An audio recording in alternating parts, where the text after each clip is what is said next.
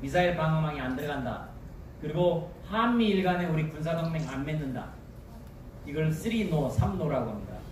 이걸 완전히 보장을 해준 겁니다. 미쳤죠? 네. 이게 결국은 뭐냐면은 한미일 삼각협력을 앞으로 더 이상 안 하겠다라는 소리, 그 소리에 다름 아닙니다. 지금 중국에 대해서 이렇게 굴종적인 모습을 취하는 것, 이건 아닙니다. 대한민국을 지금 나라를 망치고 있는 겁니다. 자,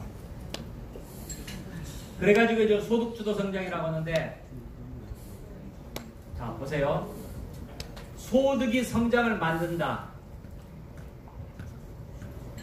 성장이 소득을 만든다. 어느 게 맞아요? 성장이 소득을 만들죠. 성장을 해야 돈이 생겨서 소득이 나오잖아요. 근데 얘기는 완전히 뒤집어 놨어요.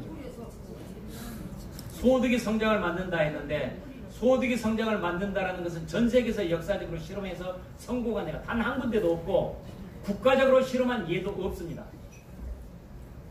대한민국이 유일무이하게 실험을 했고, 이것은 앞으로 전 세계 경제학 교과서에 실릴 일입니다.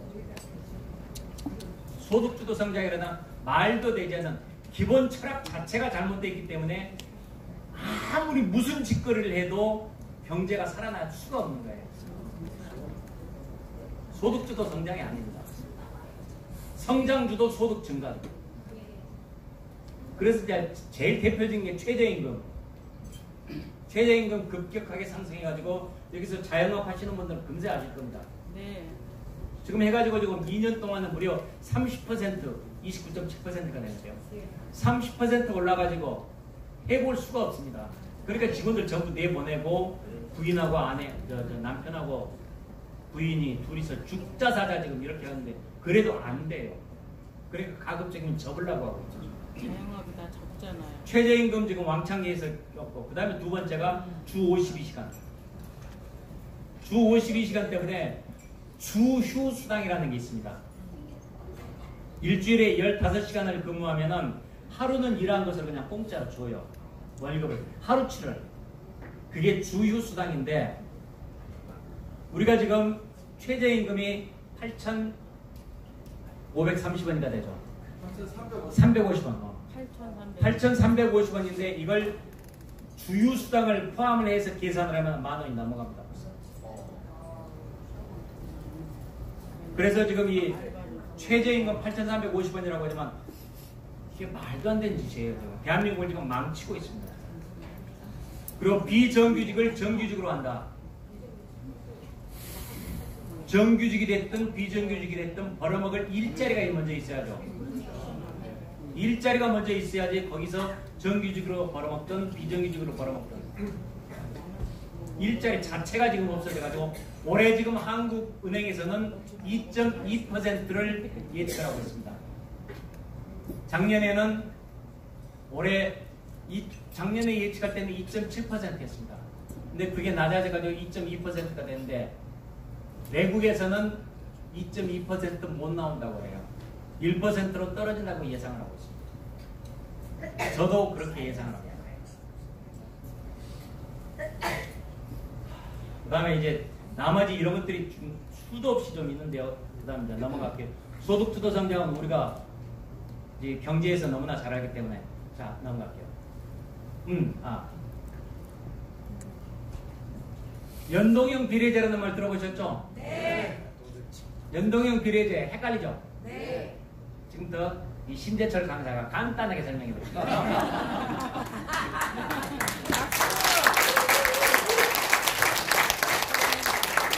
이거 하나 들으면 딱 들어와요. 정당 득표율이 8%다. 연동형 비례제가 득표율에 비례해서 의석을 가져가자. 말로는 그러는데 8%라면 국회의석 수가 300석입니다. 그러니까 38에 24석이에요. 비례대표 수가. 근데 24석에서 만일 지역구를 2개를 먹었다. 그럼 지역구 수를 뺍니다. 그러면은 22석인데 50% 비례니까 11석. 아시겠죠? 여기까지. 다시. 300석에 8%, 정당 득표율이 8%면은 38에 24. 24에서 지역구를 몇 개 당선됐냐? 지역구 숫자를 먼저 빼요. 근데 만약 지역구가 2개다. 그러면 22가 되겠죠? 근데 22인데 이게 50% 연동이다. 그러니까 절반 뚝 잘라서 11. 11석이다. 그래서 비례가 11석이다 이 말이에요. 그리고 이 사람들은 지역구에서 당선된 게 2자리다. 그러면은 13석이 된다. 이런 얘기예요. 정당 득표율을 적용을 하면은 지역구 2개짜리 먹었는데 8%라면은 13석으로 빵 뛰어요. 지금 8%로 왔다 갔다 하는 게 정의당 계산 염두예요. 정의당이 지금 지역구 2개거든. 그다음 만일 정당 득표율이 30%다 하면은 300 곱하기 30은 3, 4는 90석이죠. 근데 이 정당이 만일 지역구에서 85석이 당선이 됐다. 85명이 당선이 됐다.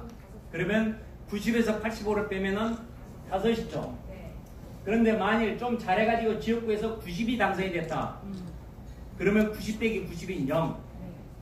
좀 더 잘해가지고 지역구에서 100석이 됐다. 그러면은 비례는 빵. 마이너스죠. 그래서 만일 5석일 때 5석의 연동이 50%니까 2.5. 사람이니까 3석. 아시겠죠? 네. 그래서 지역구가 85개일 때 계산을 해보니까 비례가 3명을 먹는구나. 그래서 88석을 먹는구나. 이 계산이 나오는 겁니다. 자, 아까 정당 득표율이 8%짜리는 몇 개 먹었어요? 11개. 30%짜리는 몇 개 먹어요? 2개. 지역구를 85개 먹을 경우에 겨우 3개를 먹어요. 말도 안 돼. 말이 안 되죠? 네. 이게 위헌이에요. 위헌이요. 비례 원칙에 어긋나서 위헌이에요. 그런데 위헌이 됐든 뭐가 됐든 무조건 적용을 하겠다. 그 다음에 위헌 심판은 선거 끝난 뒤에 하겠다. 아직은 이게 작동이 안 되니까 위헌 심판 제청을 못 해요. 지금 저희들이. 그 다음에. 그럼 40% 되면은 다시 먹게. 그래서 아까 제가 8% 때는 11석 먹고 비례가 30%는 3석을 먹고 그래서 비례 원칙 위반으로 위헌이다 이런 얘기죠. 아시겠죠? 네. 자, 그래서 이제 연동형 비례제 5%일 때 만약 300석인데 정당 득표율이 예를 들어서 8%일 때 30%일 때 딱 그거 가지고 계산은 금방 하시겠죠? 네. 누가 연동형 비례제가 뭐냐? 그러면 이리 와. 내가 계산해 줄게. 다다닥 계산하면 짱 나와요. 그럼 야, 너 되게 똑똑하다. 어디서 배웠냐? 희망 포럼에서 배웠어.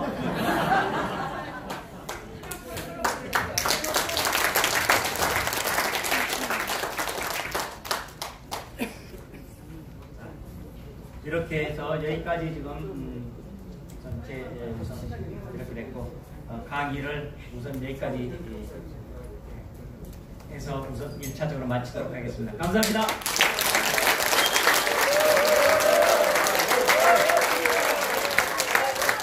혹시 질문 있으시면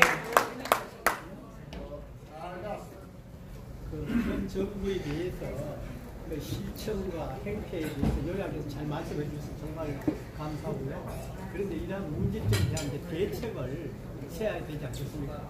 그 대책을 이제 어떤 식으로 전략 전술을 잘 하실 건지. 대책은 우선요.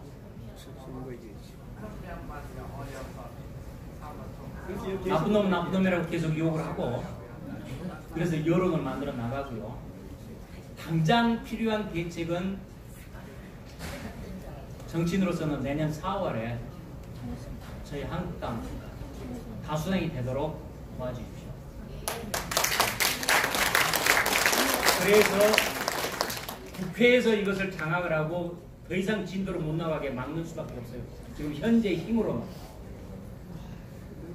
5만 군데에서 이런저런 얘기를 하고 하더라도 이번에 조국이 보세요.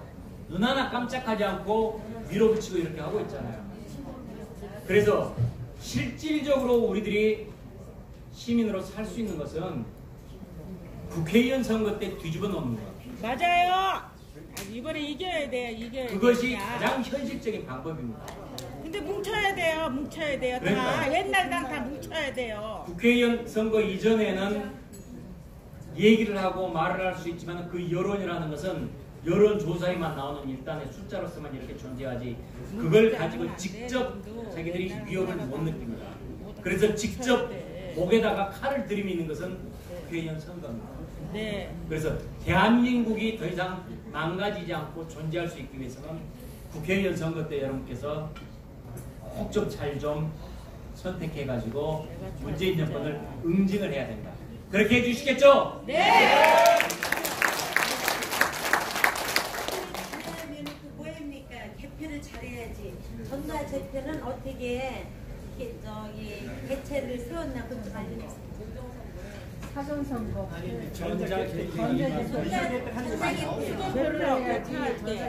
전자개표하고요. 사전표 안 해야 돼요. 사전표도 안 해야 돼. 사전투표와 전자개표 그 부분들은 논란이 많은데요. 그거는 지금 저도 지금 뭐 당에다가 지금 말씀드리고는 있습니다. 근데 그렇다고 해서 사전투표를 하지 못하게 할 수는 없거든요. 그냥 전자개표기에서 혹시되니까 그러니까요. 예. 전자개표기 가지고 이제 그게 부정투표가 아니냐라는 이제 그런 의혹도 많이 나오고 하는데 그 부분들 그래서 지금 현실적으로 제가 생각하는 것은 사전투표할 때 그 투표함이 제대로 보관이 되는지 네. 그리고 사전투표와 본투표가 모든 것이 형식에서 일치해서 더 이상 사람들이 의심을 하지 않도록 하는 거예요. 그래서 그런 부분들은 염두에 두고 있습니다. 그건 앞으로 선관위한테 얘기를 하고 여야 협상을 하면서 할 때 여러분들 의견은 그 부분들을 충분히 반영을 해서 반영을 시키도록 하겠습니다. 질문을 한 가지 하겠습니다. 예. 지금 아주 시국적으로 지금 아주 긴박한 상황이 도래되고 있습니다. 우리나라 헌법에 대통령이 국군 통수권자로 되어 있습니다. 그렇다면은 옛날 6.25 때 이승만 대통령 철저한 반공 애국주의자로서 낙동강까지 전선이 후퇴되었는데도 수복이 됐어요. 지금 현재 우리 대통령이 어떻습니까? 자기 아버지가 인민군을 거제 포로송에서 있던 그 사람의 자제입니다.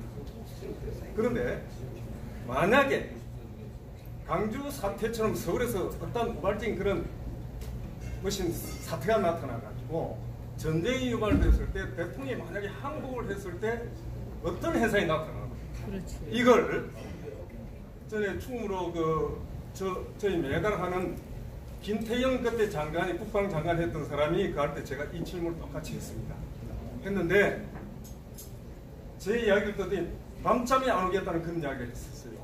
정말에서 대통령이 국군 통수권자인데 만약에 싸우는 척하다 항복을 했을 때 어떤 현상이 우리나라에 나타날 수 있는 그래서 지금 현재 벌써 답은 나왔어요. 이리 어물어물하고 맨날 청원이나 엮고 이럴 시기가 아니고 여기서 우리가 전체가 어떻게 해야 되겠냐 방향이 나왔으니까 한시 일각이라도 여러분들이 만약에 대한민국을 운영하는 사업주다 이런 사람이 일을 하면 되겠어요. 그래서 단 하루라도 지금 시급하다. 그래서 우리 김재태 의원님과 참 잘 싸워주시고 하는데 저놈들은 염치 뭐 이런 게 없어요. 법도 없어요 지금.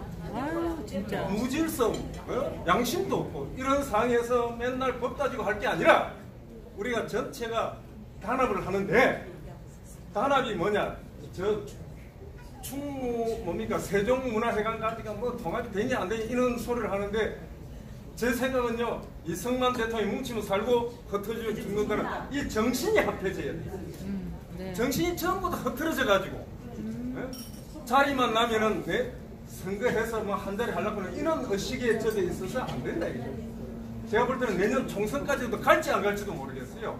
나라 되는 상황이. 그래서 우리 의원님들은 제가 우리끼리 이야기지만은 한교안 대표 그 삭발하는데 제가 가가지고 김도읍 의원하고 어느 의원께 제가 이 말씀 드렸습니다.